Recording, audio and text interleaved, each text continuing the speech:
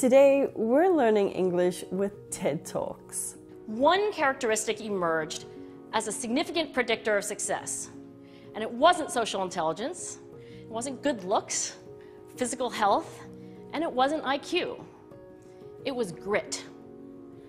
Grit is passion and perseverance for very long-term goals. Grit is having stamina.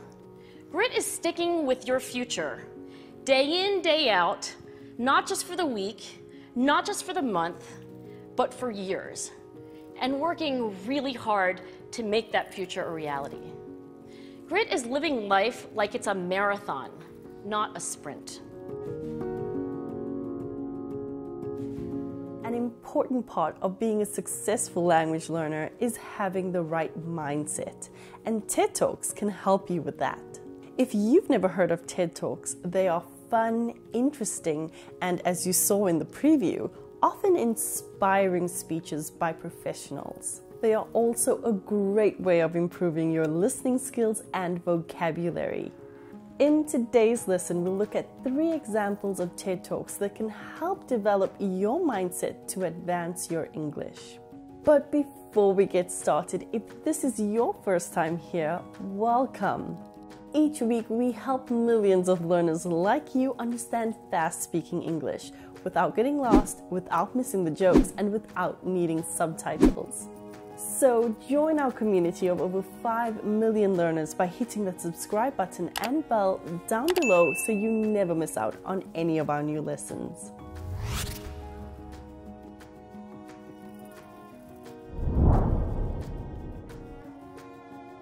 One of the first and most important steps to being a successful English speaker is understanding why you're learning English in the first place. In this popular TED Talk, author and inspirational speaker Simon Sinek explains the power of knowing your why.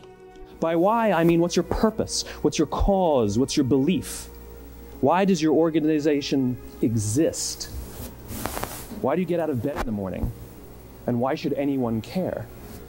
Well, as a result, the way we think, the way we act, the way we communicate is from the outside in. It's obvious. We go from the clearest thing to the fuzziest thing. Let me give you an example. I use Apple because they're easy to understand and everybody gets it. If Apple were like everyone else, a marketing message from them might sound like this. We make great computers. They're beautifully designed, simple to use, and user-friendly. Want to buy one? Meh, but it's uninspiring. Here's how Apple actually communicates. Everything we do, we believe in challenging the status quo. We believe in thinking differently. The way we challenge the status quo is by making our products beautifully designed, simple to use, and user-friendly. We just happen to make great computers. Want to buy one? Totally different, right? You're ready to buy a computer from me.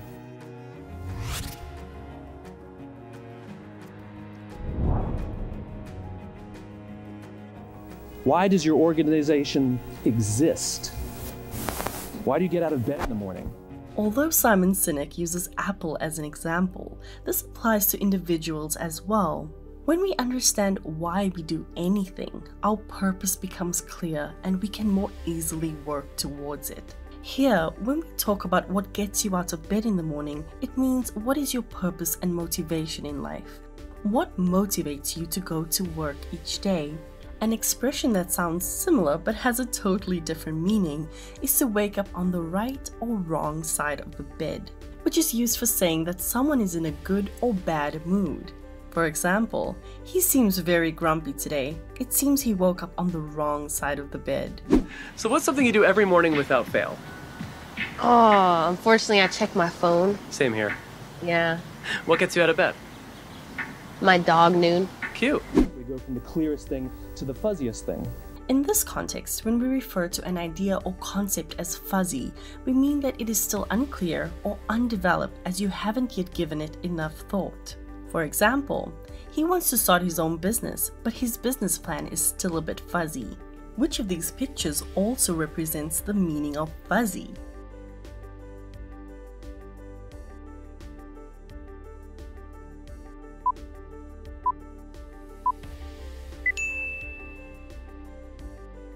The The slippers and rabbit are fuzzy because they are covered with short, soft fur, and in English we call this fuzzy. The display screen is fuzzy because the image is not clear, making it difficult to see. Ew! Oh! Ew! Gross! Idiot! Stupid little fuzzy yellow creature! Oh, look at me, I'm so cute, I'm a little chick who's disgusting!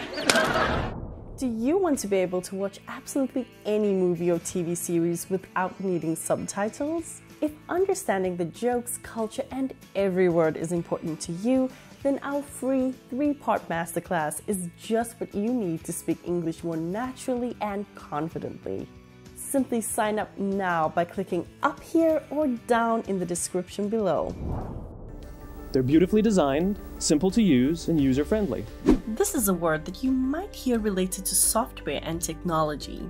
You can use the word user-friendly to describe something that is simple or easy for people to use or learn. My new computer came with Windows 7. Windows 7 is much more user-friendly than Windows Vista. I don't like that. Everything we do, we believe in challenging the status quo. The word status quo is a Latin phrase that is still used today, mostly in formal or academic situations. However, it's perfectly normal to use it in everyday conversations. We use it to mean the present situation or the way things usually are. Louis said I'm not allowed to prioritize your work anymore. You think I'm taking orders from Louis now? Consider things status quo. Yeah, well, they aren't. They are, as far as you and I are concerned. We just happen to make great computers. We use the phrase happen to plus verb to say that something happened by chance or without preparation. For example, he happens to be best friends with his boss's daughter. Hi, Isaac. Isaac, hi. You know, we haven't actually met. You dog! Yes, I suppose I am a dog. But, Isaac, see, I happen to have a girlfriend. Oh, right, that Rachel chick from the coffee place. Yeah, that's the one. We just happen to make great computers. Want to buy one? Notice how Simon uses connected speech here. Instead of asking, want to buy one, the words want and to flow into each other. So the T sound at the end of want and at the beginning of to are silent. So all we hear is wanna. Together this sounds like, wanna buy one? Want to buy one?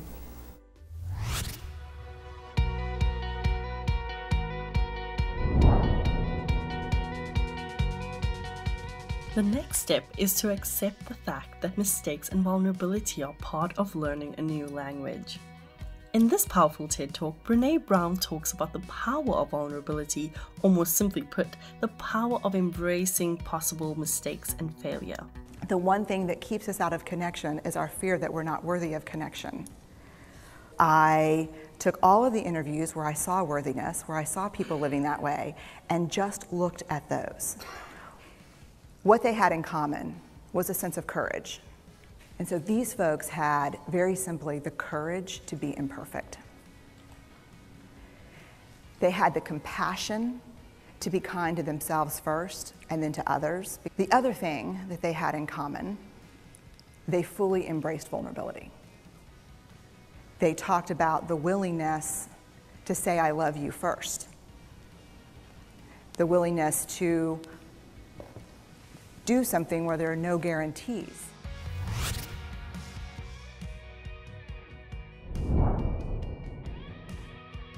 The one thing that keeps us out of connection is our fear that we're not worthy of connection. The word worthy has several meanings. In this context, it means that someone deserves respect, admiration, or support. You must be so proud to have him as your brother. Well, truth be told, he does bring me a lot of joy. Thank you for telling me this, Charlie. You're welcome. Just promise me you won't embarrass him by bringing it up. Oh, not a word. I just hope I can be worthy of him. As a suffix at the end of a word, it can also mean suitable or deserving. For example, road plus the suffix worthy makes roadworthy, which means that something, usually a vehicle, is suitable to be used on the road. Trust plus the suffix worthy makes trustworthy, which means that someone can be trusted. For example, he is a very trustworthy employee. What they had in common was a sense of courage. And so these folks had, very simply, the courage to be imperfect. We say that people have something in common when they share similar interests or characteristics. He obviously went crazy. He obviously lost his mind. Well, I didn't lose my mind. Okay, Janice and I have a lot in common. We've both been divorced. We both have kids. The word folks can be used in different ways. We use it to refer to people in general. For example, folks need to realize that global warming is a reality. We use it to refer to people of a particular group. That area is very popular amongst rich folks. Folks also refers to your parents. I'm going home over Thanksgiving to see my folks. You can say folks if you want to speak in a friendly way to people you don't know. For example, well, folks, thanks for watching Channel 5 News. They had the compassion to be kind to themselves first and then to others. Compassion is a positive word that refers to a strong feeling of sympathy and sadness for the suffering or bad luck of others and a wish to help them. The other thing that they had in common, they fully embraced vulnerability. In this situation, embrace is a synonym for accepting something. Well, I think it's great that you're going on a date, you know? I mean, it sounds healthy. I mean, you have needs. Embrace your womanhood. However, to embrace can also mean to hold someone tightly with both arms to express love, liking, or sympathy, or when greeting or leaving someone. For example, the boy embraced his mother to show his gratitude. They talked about the willingness to say I love you first. The noun willingness means that the person is ready and voluntarily wants to do something. You could also change the sentence structure slightly by using the adjective willing. So instead of, they talked about the willingness to say I love you first, you could say, they talked about being willing to say I love you first, as they have the same meaning. Thank you all for assembling at such short notice. And I want to thank you for your willingness to serve.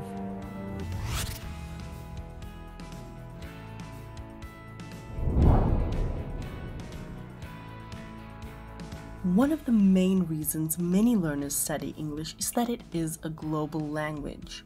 In order to truly become a global citizen, we need to be open to understanding the world from different perspectives. In this TED Talk, Chimamanda Ngozi Adichie explains why this is important. Years later, I thought about this when I left Nigeria to go to university in the United States. I was 19. My American roommate was shocked by me. She asked where I had learned to speak English so well and was confused when I said that Nigeria happened to have English as its official language. She asked if she could listen to what she called my tribal music and was consequently very disappointed when I produced my tape of Mariah Carey. My roommate had a single story of Africa, a single story of catastrophe. In this single story, there was no possibility of Africans being similar to her in any way, no possibility of feelings more complex than pity, no possibility of a connection as human equals. So that is how to create a single story. Show a people as one thing, as only one thing, over and over again, and that is what they become.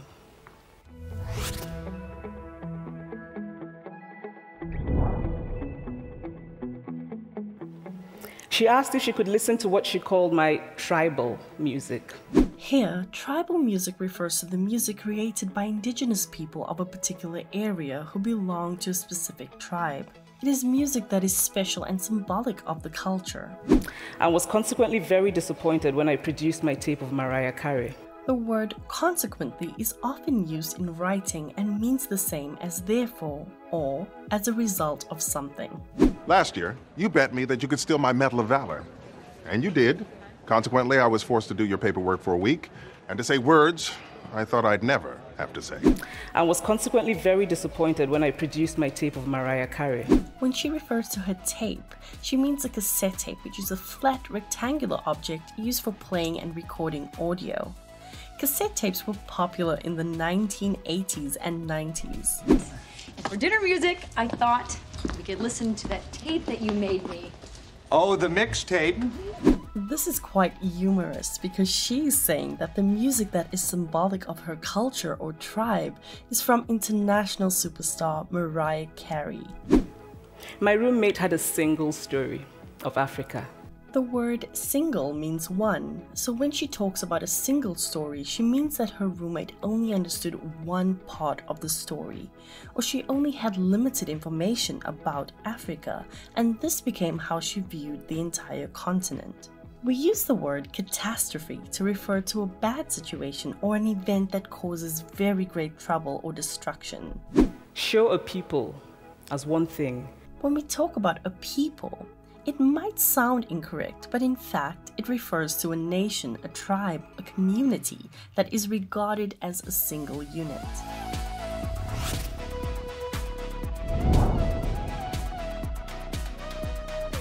So that brings this lesson to an end. But before you go, let's do a quick quiz to see how much you've learned. But it's uninspiring. Here's how Apple actually communicates. Everything we do, we believe in challenging the status quo. We believe in thinking differently. The way we challenge the status quo is by making our products beautifully designed, simple to use, and user-friendly. We just happen to make great computers. Want to buy one? Totally different, right? You ready to buy a computer from me? What is the opposite of status quo? Unusual, regular, atypical.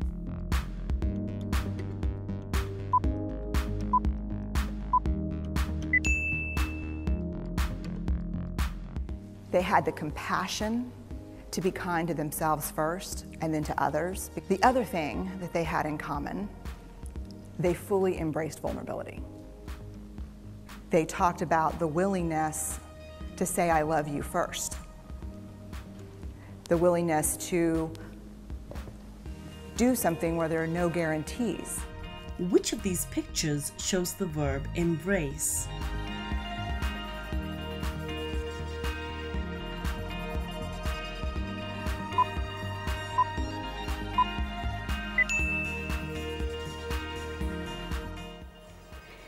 Years later, I thought about this when I left Nigeria to go to university in the United States. I was 19.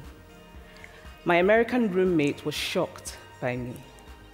She asked where I had learned to speak English so well and was confused when I said that Nigeria happened to have English as its official language. She asked if she could listen to what she called my tribal music and was consequently very disappointed when I produced my tape of Mariah Carey. Which of these means the same as consequently? Vulnerability. Why? Therefore.